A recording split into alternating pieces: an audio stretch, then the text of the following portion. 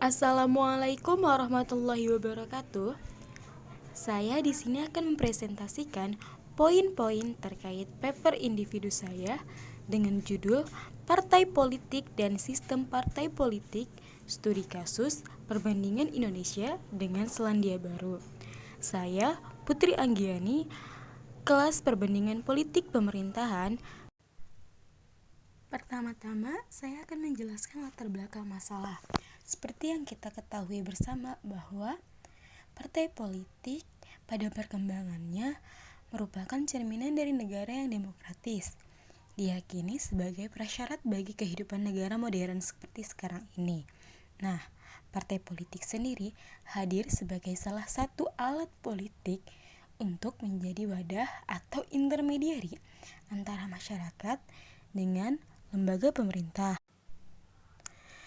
Kemudian, pada tahun 1960-an, peneliti Jean Blondel melakukan studi perbandingan tentang partai-partai politik yang ada di seluruh dunia. Hasilnya menunjukkan bahwa dari 138 negara kebangsaan, baik negara maju maupun negara berkembang, menunjukkan terdapat 107 atau 77% dari 138 negara yang dilakukan studi perbandingan ini memiliki partai politik, yang artinya partai politik kehadirannya dibutuhkan di setiap negara. Nah, kemudian partai politik ini lambat laun akan menjadi instrumen perpolitikan dalam kehidupan berbangsa dan bernegara. Ketika kita menelisik terhadap keberadaan partai politik di Indonesia yang mana belum menjalankan fungsi-fungsi secara optimal, permasalahan dari tidak berjalannya fungsi tersebut disinyalir akibat dari persoalan pelaksanaan pelembagaan dalam sistem partai politik, terutama di internal partai politik sendiri. Begitupun yang terjadi di Selandia Baru, ketika negara ini memiliki dua partai politik besar yang mendominasi sistem kepartaian dan pemerintahannya. Kemudian terjadilah referendum dengan mengubah sistem pemilu yang ada, yang sebelumnya yaitu First Past the Post dengan MMP, demi mengikis dominasi partai politik yang sebelumnya sangat kuat. Secara tidak langsung, referendum ini mempengaruhi sistem partai politik pada kancah perpolitikan Selandia Baru. Perubahan sistem pemilu ini berlandaskan demi menciptakan keadilan antara partai-partai politik yang ada. Nah, negara Selandia Baru ini mengalami pergeseran dari yang sebelumnya sebuah negara yang terbiasa dengan pemerintahan yang mayoritas, yaitu dua partai besar tersebut, lambat laun menjadi sebuah negara yang diperintah oleh koalisi atau diisi oleh partai-partai politik yang berkoalisi di dalamnya. Berdasarkan pemaparan latar belakang masalah tersebut, rumusan masalah yang tercipta yakni bagaimana perbandingan peran dan proses kelembagaan partai politik terhadap sistem partai, perbandingan antara Indonesia dengan Selandia Baru.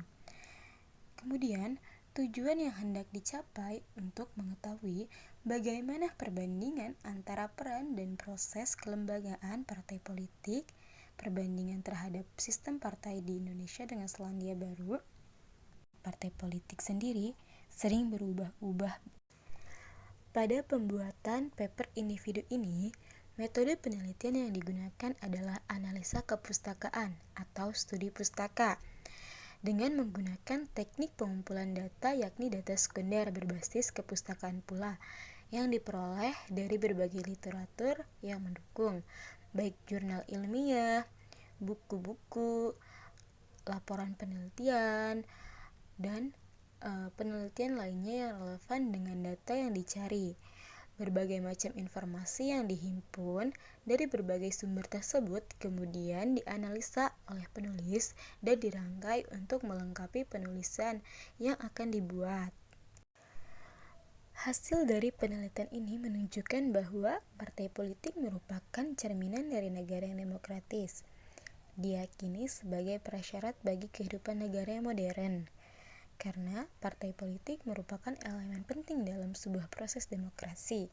Bukan hanya itu, partai politik juga memiliki peranan-peranan tertentu, di antaranya partai politik berperan dalam membentuk landasan masyarakat yang demokratis dengan mengumpulkan kepentingan publik, mengartikulasikannya dalam bentuk kebijakan, dan memberikan struktur untuk beradaptasi dalam proses politik.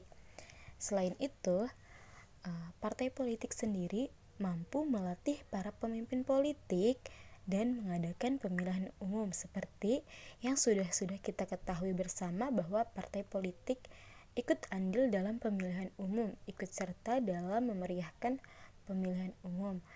Nah, untuk mencapai dan menentukan kontrol atas lembaga pemerintahan sendiri. Kemudian, partai politik ini memainkan perannya sebagai perantara untuk menghubungkan lembaga-lembaga pemerintahan seperti legislatif, eksekutif, yudikatif dengan kelompok masyarakat yang dijadikannya untuk kepentingan warga negara sebetulnya.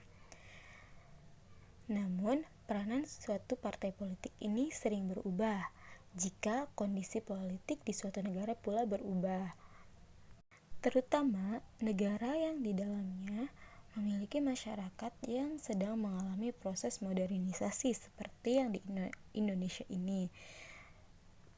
Dari hasil penelitian saya terdapat beberapa tipe sistem kepartaian. Yang pertama, menurut De Verger ada 3 sistem kepartaian, yakni sistem partai tunggal, sistem dua partai, dan sistem multipartai. Sedangkan menurut Blondel ada 4 sistem partai. Yang pertama, sistem dua partai, sistem dua partai dan banyak partai, sistem multipartai dan satu partai dominan, dan sistem multipartai dengan banyak partai dominan. Selandia Baru merupakan negara dengan bentuk sistem pemerintahan monarki konstitusional dengan sistem parlemen yang ada di dalamnya. Negara ini pernah mengalami perubahan sistem politik lewat berubahnya sistem pemilihan umum yang terjadi.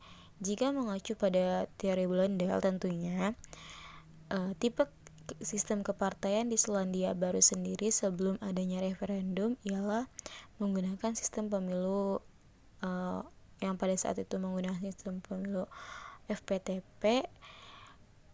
Sistem kepartaian yang tercipta ialah multipartai dengan lebih dari satu partai dominan, yakni 2 partai politik yang mendominasi pemerintahan di Selandia Baru. Sedangkan setelah terjadinya referendum pada saat itu, tipe sistem kepartaian mulai bergeser menjadi multipartai dengan tanpa partai dominan.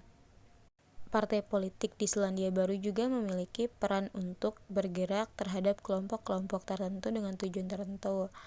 Misalnya, partai politik buruh yang bergerak kepada tujuan utamanya yaitu kelompok-kelompok buruh, atau partai politik hijau yang lebih menekankan pergerakannya kepada lingkungan. Dan kelembagaan partai politik di Selandia Baru ini cukup berjalan dengan baik. Artinya di Selandia Baru ini partai politiknya ini sudah dewasa dan kelembagaannya sangat amat kuat. Berbeda dengan Indonesia, di mana sistem kepartaian pada masa Orde Baru yakni menggunakan sistem multipartai dengan satu partai dominan seperti yang kita ketahui bersama pada masa Orde Baru. Ada satu partai dominan yakni Partai Golkar yang menguasai hampir seluruh pemerintahan baik di eksekutif, legislatif maupun yudikatif. Dan Partai Golkar ini menduduki peranan yang sangat penting di sistem pemerintahan pada saat itu. Nah, setelah masa reformasi juga Indonesia masih menerapkan sistem yang sama yakni multipartai, namun bergeser sedikit sistem multipartai yang digunakan tanpa adanya partai dominan. Namun kenyataannya tidak ada partai dominan yang ada di Indonesia sendiri. Timbulnya sistem multipartai yang relatif keras dengan banyaknya partai politik baru-baru ini yang sering muncul.